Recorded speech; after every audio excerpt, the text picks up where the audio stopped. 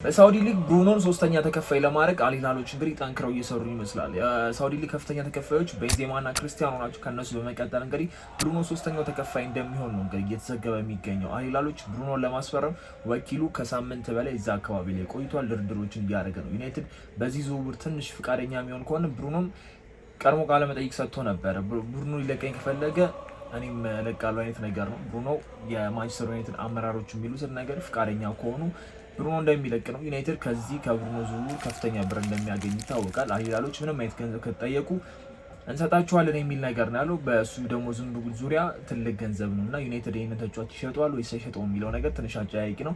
ብሩኖም በኢንስታግራሙ የለጠፈው ደብዳቤ የሚመስል ጥቅስ ደግሞ ትንሽ እያነጋገረ ነው። እሱንም ነገራችኋለሁ። ቻናሌ አዲስ ከሆናችሁ ሰብስክራይብ ማድረጋችሁን እንዳረሱ። ረዘም ያሉ ቪዲዮዎችን በዚሁ በዩቱብ እንነጋገራለን።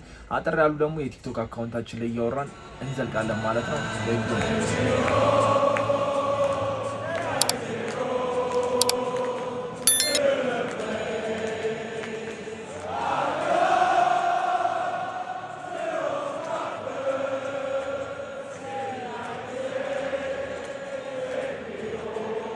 በጃንዋሪ ዝውውር ነበር ብሩኖን እንግዲህ ያገኘ ነው። 2020 ላይ ብሩኖ ወደ ዩናይትድ ከተዘዋወረ በኋላ ለእኛም ለብሩኖም በቃ ላረግ ትልቅ ተጫዋች ነበር። እሱ እንዲፈርም ፍላጎታችን ነበር። ሰመር ላይ እንዲፈርም ነበር ፍላጎታችን። ግን ያ ሰመር ትራንስፈር ላይ መፈረም አልቻለም። ከዛ ጃንዋሪ ላይ ነው መፈረም የቻለው። ብሩኖ በቃለ መጠየቁ ላይ ወደ ማንቸስተር እንደፈረመ ሲረጋገጥም ማልቀሱን ተናግሮ ነበር። ዩናይትድ ቤት ውስጥ የሚገርም ዓመትን ያሳለፈው ብሩኖ ማለት ይቻላል። እያንዳንዱ ዓመታት ለሱ የሚገርም ዓመት ነበር። መጥፎ የሚባል ዓመት ብሩኖ በግሉ አላሳለፈም። ተደጋጋሚ ዩናይትድ ሲባል የጀርባው አጥንት ወይም ደግሞ በቃ ትክክለኛው ሰው የዩናይትድን ተሸክሞ የሚወጣው ብሩኖ እስከሚባል ድረስ አቋሙ በጣም አሪፍ ነበረ። ለዩናይትድም ምን ያህል ትልቅ ተጫዋች እንደሆነ ራሱን ያሳየባቸው ብዙ ዓመታት አሉ። ከነ ኬቨን ደብሬን ጋር የሚወዳደርበት ታይም ላይ ደርሶ ነበረ። ኬቨን ደብሬን ምንም እንኳን የፕሪሚየር ሊግ የሻምፒዮንስ ሊግ አሸናፊ ቢሆኑ ብሩኖ ዋንጫዎች እንጂ የቀሩት ከነሱ ማይተናነስ ተጫዋች እንደሆነ ብዙ ጋዜጠኞችም ሆነ ተጫዋቾች የሚመሰክሩለት አይነት ተጫዋች ነው። እሱ የቀረው ዋንጫ ነው። ያንን ዋንጫ ደግሞ ቲሙ ዝግጁ ስላልሆነ ዩናይትድ ደግሞ አሪፍ አቋም ስላልነበረው ያንን ነገር ማሳካት አልቻለም። ሁለቴ የአውሮፓ ሊግ ፋይናል ደርሷል በዚህ ዓመትና በሶልሼር ዘመን በ2021 ማለት ነውና ሁለቱንም ፋይናል መሸነፍ ችሏል። ምናልባት ትልቅ ዋንጫ የሚባሉት እነሱ ነበሩ ሊያሳካቸው ከሚችላቸው መካከሎች። ፕሪሚየር ሊጉ ላይ ያን ያህል ተሳትፎ ስላልነበረን ፕሪሚየር ሊጉን የማሳካት እድል አልነበረውም። የአውሮፓ ሊጉ ነበር የማሳካት እድል የነበረው። ላስት ታይም አሁን በመጨረሻ ሰዓት ዩናይትድ በቃላር አዘቅቶት በገባበት ሰዓት ምናልባትም ሲዝኑን ትንሽ ለደጋፊዎቹ ትንሽ ተስፋ ለመስጠት የነበራችሁ የኢሮፓ ሊግ ዋንጫ ነበር። በቶተናም በ1-0 ሁኔታ ተሸንፈን እሱን አጥተናል። ብሩኖም ዋንጫውን ሁለተኛ ጊዜ ፋይናል ደርሶ ሲያሸንፈው ቀርቷል። የባለፈው እንባ ነበረበት።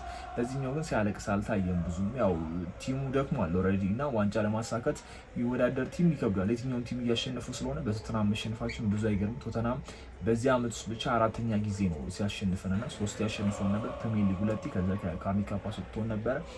መልሶ ደግሞ በኢሮፓ ሊግ ፋይናል ላይ 1-0 አሸንፎን ከሻምፒዮንስ ሊግ ማስቀርቶናል። ብዙ ነገር ነው ያስቀረን የኢሮፓ ሊጉ ጨዋታ። አንደኛው ለዩናይትድ የሚከብደው ብሩኖ ቢያጣ እንኳን ለመተካት ሻምፒዮንስ ሊግ አለመግባቱ ነው። ሻምፒዮንስ ሊግ እንኳን ቢቀር ኢሮፓ ሊግ አለመጫወቱ፣ ምንም አይነት የአውሮፓ መድረክ ላይ አይሳተፍም። ስለዚህ ይህ ቲም ብሩኖን ለቆ ሌላ ተጫዋች ለማምጣት በጣም ችግር ውስጥ ነው የሚገባው። አሁን እንኳን በአጥቂ ዙሪያ የሚወሩት ነገሮች አመርቂ ነገር አይደሉም። እንትና እየሞከረ ነው የሚሉ ነገሮች እንጂ ያሉት ስትሬትሊ ያወራቸው ተጫዋቾች ትንሽ ናቸው። በቃ ማተስ ኩኛን ተነጋገረ፣ እሱን ጨረሰ። እሱም ያው የወልቭስ ተጫዋች ስለሆነ ብዙ የሻምፒዮንስ ሊግ እንትን ምናምን ነገር ታሪክ ያልነበረው ክለብ ነው። ስለዚህ እሱን ተስማምቶ ወደ ዩናይትድ መጥቷል። ሌላ ተጫዋች ከሌላ ክለብ ብሩኖ ሊተካ የሚችል በብሩኖ ፐርፎርማንስ እንኳን ባይሆን በእሱ የሚቀራረብ አይነት ተጫዋች እናገኛለን የሚለው ነገር በጣም አጠያቂ ነው። አይኖ ሁላችንም እንደምናውቀው አሞሪም ማውንትን በጣም ይወዱታል። ምናልባትም የብሩኖን ሚና ለማውንት ሰጥተውት ብሩኖ ከወጣ ነው ይህንን ነገር የምናወራው። እሱን ሊያጫውት ይችላሉ የሚል እምነት አለኝ። በማውንት ላይ ምን ያህል እምነት እንዳላቸው እና እሱን በጣም የሚወዱ ተጫዋች እንደሆነ ሲመጡም ተናግረዋል እና እሱ ላይ እሱን ፕሩፍ ለማድረግ የሚሞክሩ ይመስለኛል። ምናልባት ብሩኖ ኢንስታግራሙ ላይ ያደረገው ነገር ትንሽ አሁን ላይ ያነጋገረ ይገኛል። ሞክር ከወደቅ እንኳን ደስ አለ። ምክንያቱም ብዙዎቹ ደፍረው አይሞክሩም የአማርኛ ትርጓሜ ወደዚህ ስናመጣው እና ያ ማለት ብሩኖ ሞክሯል። በዩናይትድ ቤት በጣም ትልቅ ተጫዋች ነው። በጣም ቁጥሮቹም በጣም አሁን ባላንዶር ይገባዋል ስንል የነበረው ሳላ ምናልባት ወደ አፍሪካ ሊመለስ ይችላል። የባላን ዶር እንትኑ እያወራን ያለው ሳላ በፕሪሚየር ሊጉ እሱ ነው ከፍተኛ የጎል ተሳትፎ ያለው በአሲስትም በጎል። ከዛ በኋላ ብሩኖ ነው በመቀጠል 15ኛ የጨረሰው የማንቸስተር ዩናይትድ ተጫዋች ብሩኖ ነው እንግዲህ እና ይሄ ሰውዬ ሞክሯል፣ በጣም ጥሯል እና ግን አልተሳካለትም። በዩናይትድ ቤት ዋንጫዎችን ለማምጣት ቲሞቹን ለማስተካከል አንድ ተጫዋች አይሆንም። ያው እግር ኳስ እንደምናውቀው የብዙዎች ጥረት ነውና ይህ እንደ ቴኒስ እንደ ቦክስ ምናምን የአንድ ተጫዋች ምናምን ነገር ቢሆን ምናልባት ብሩኖ ብዙ ነገሮችን ማሳካት ይችል ነበር በራሱ ፐርፎርማንስ አንግል ማለት ነው እና ይህ ሰውዬ አሁን ላይ ወደዛ ነገር የሚያመራ ይመስለኛል። ትንሽ ጭምጭምጭት የነበሩ ስቶሪ ያደረገው ነገር ደግሞ አሁንም ተመልሶ አነጋጋሪ እየሆነ ነው። ወኪሉ ደግሞ እዛ ሳምንት ያህል መቆየቱ ደግሞ ትንሽ አነጋጋሪ ሆኗል። አሞሪም ተጠይቀው ነበር ብሩኖ የመጨረሻው ጨዋታ ነው ወይ ብለው ነበረ ከሆንግ ኮንግ ባባረኝ ጨዋታ 3-1 ባሸነፍንበት ጨዋታ ማለት ነው እና አይመስለኝም ያሉት ብሩኖን መሸጥ ተገቢ አይደለም፣ ብር የምናገኝበት ሌሎች መንገዶች እንፈልጋለን ያሉት። ዩናይትድ ቤት ውስጥ እንግዲህ የተበጀተው በጀትም ትንሽ ነው። ፕላስ ደግሞ የፋይናንሻል ፌር ፕሌይ ችግር አለብን። ተጫዋቾችን ለመግዛት ግዴታ ተጫዋች መሸጥ አለብን። ሜቢ ውድ የሚባለው ተጫዋች ብሩኖ ይመስለው ወደ ሳውዲ ሊግ ስለሚሄድ ከፍተኛ ብር ሊያወጡበት ይችላሉ እና አንቶኒ ከ40 ከ30 የሚዘሉ አይመስለኝም። ምናልባትም ጋርናቾ የሚሸጥ ከሆነ እስከ 50 ሊያወጣ ይችላል ነው እና መንገዛችሁ ተጫዋቾች ደግሞ ጥራት ካላችሁ ከ50 የበለጡ የሚሆን ይመስለኛል። ማቲያስ ኩኛን እንኳን ስናመጣ በ62 ነው ያመጣ ነው። ግን ይሄ ነገር ዙሩ የዚህኛው የጠቀመው ነገር በ2 ዓመት ውስጥ ነው የሚከፈለው። ከዛ በ3 ዙር ነው እሱን የጠቀማችሁ እንጂ በአንድ 60 የሚያወጡ ከሆነ የፋይናንሻል ሪፖርት አለ በጀቱ የማይበቃችሁም እና ዩናይትድ ደግሞ በዚህ ሰዓት በጣም ብዙ የሚያስፈልግ ተጫዋች ያለው ይመስለኛል። የበረኛ ችግር አለበት። ኦናና ማነው የሚገዛው የሚለው ነገር አለ። ካስሜሮም ስቲል ይሸጣል ተብሎ ነበር። የትኛውም የሳውዲ ክለብ እየፈለገው አይደለም እና ብሩኖን ሊተካ የሚችል ተጫዋች ማግኘት ይችላሉ ወይ? ብሩኖን ለመተካት ቢሞክሩ ራሱ ቢያገኙ ራሱ እንደሱ ሊጫወት የሚችለው ሰው ሻምፒየንስ ሊግም ወይ ምንም አይነት የአውሮፓ መድረክ ሳይፈልግ ያ ተጫዋች ዩናይትድ ቤት ውስጥ መጫወት ይፈልጋሉ የሚለው ነገር በጣም አጠያያቂ ነው የሚሆነው። ብሩኖ ይለቃል አይለቅም የሚለው ነገር አሁን ሞር እያመዘነብኝ ያለው ይለቃል የሚለው ነገር ነው። ባለሀብቶቹ ምናልባት የእሱን የመሸጥ ፍላጎት ሊኖራቸው ይችላል። እድሜው 30 ደርሷል። ከዚህ በኋላ ሊያገለግለን የሚችለው ሜቢ 2 ዓመት ምናምን ነገር ነውና እሱንም 2 ዓመት በጥሩ ፐርፎርማንስ ከቀጠለ ነው። ይህን ሰውዬ ለመሸጥ ይገደዳሉ ወይ ደግሞ ፍላጎት ያድርባቸዋል የሚለው ነገር ይኖረኛል። እኔ በበኩሌ ብሩኖ በዩናይትድ ቤት ተሳክቶ ባየው ደስ ይለኝ ነበረ። ግን አሁን ላይ ቢሸጥ እና ዩናይትድ ከብሩኖ ከፍተኛ ሽያጭ ገንዘብ የሚያገኝ ከሆነ ብሩኖን የሚሸጠው ባይ ነኝ እንደ ደጋፊ ማለት ነው። ምክንያቱም በብሩኖ ለአመታት ለ2-3 ዓመታት ብሩኖ እያለን መተናል። በሱ ተንተረሰን እስካሁን ድረስ መተናል። ምናልባትም ያልወረድ ነው በዚህ ዓመት እንኳን በብሩኖ ነው ማለት እንችላለን እና ይሄ ሰውዬ እኛን ተሸክሞን እዚህ ድረስ አድርሶናል። ከዚህ በኋላ በአንድ ተጫዋች ተንተርሰን የምንሄድበት ዓመታት ሊኖር አይገባም። አንድ ቡድን ምንም እንኳን አንድ ተጫዋች ቢያጣ መጥፎ ዓመት ሊያሳልፍ አይገባም። ሲቲ ሮድሪ አተውት ምን ያህል ተሰቃይቶ እንደነበረ አይተናል። ግን ደግሞ ቶፕ 4 ጨርሷል። ጨርሷል። ፕላስ ደግሞ የኤፍኤ ካፕ ተፋላሚ ነበር እና ቢያንስ ስቷል ሳትም እኛ በጣም ስቲል ብሩኖ የምንለው ተጫዋች እያለ እንኳን እሱ እየተሸክመውን እየወጣ ምንም አይነት ነገር አልፈጠረም። ፋይናል ማሸነፍ አልቻለም። 10 ምናምን ከመውጣት አላዳነንም እና ይህንን ተጫዋች ዩናይትድ መሸጡ ለእኔ ያዋጣዋል። ሌላ ጥሩ ተጫዋች የሚመጣልን ከሆነ ገንዘብ የሚገኝበት ገንዘብ በጣም አሪፍ ነው። የሳውዲ ሊግ ዝውውር ስለሚሆን ምናልባትም ከ80 እስከ 100 ሚሊዮን የሚጠጋ ገንዘብ ነው ብሩኖ እየተገመተ ያለው በዚህ ሰዓት ላይ 90 እንኳን ቢያመጡት ይህ ገንዘብ ቀላል አይደለም።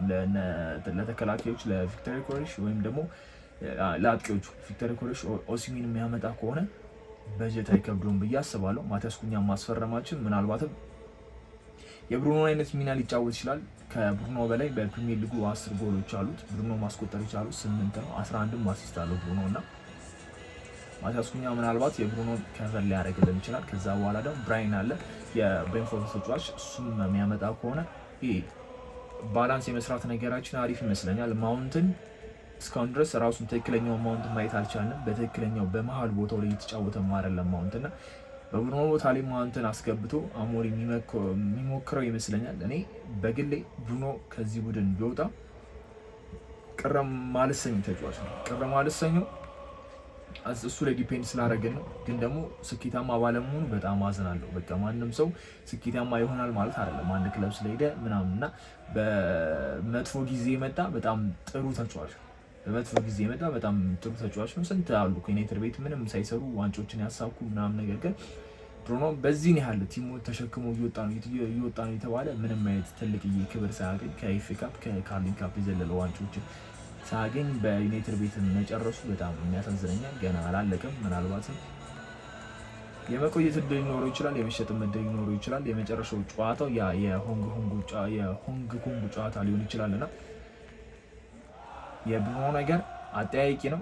እኔ በበኩሌ ብሩኖ ቢለቅ ባይ ነኝ። እናንተ ምን ትላላችሁ? እንደ ዩናይትድ ደጋፊ እንደ ዩናይትድ ፊውቸር እንዳለው እና ስታወሩኝ ወይ ደግሞ ኮመንት ማድረግ ከፈለጋችሁ ከዚህ በኋላ ያለውን እርምጃ ነው ማየት ያለባችሁ። አይኖ ብሩኖ ተሸክሞን እየሄደ ነው፣ ግን ደግሞ ከዚህ በኋላ እሱ ተሸክሞን እንዴት የሚፈልግ ያለ ደጋፊ ያለ አይመስለኝም። በቃ እንደ ቲም መጫወት ነው ያለብን። አንደኛው ሲጎል አንደኛው መጥቶ ያንን ቦታ ከቨር አድርጉት 11 ተጫዋቾች አሪፍ ፐርፎርማንስ እያሳዩ የምንጫወትበት አይነት መንገድ ነው መሄድ ያለብን።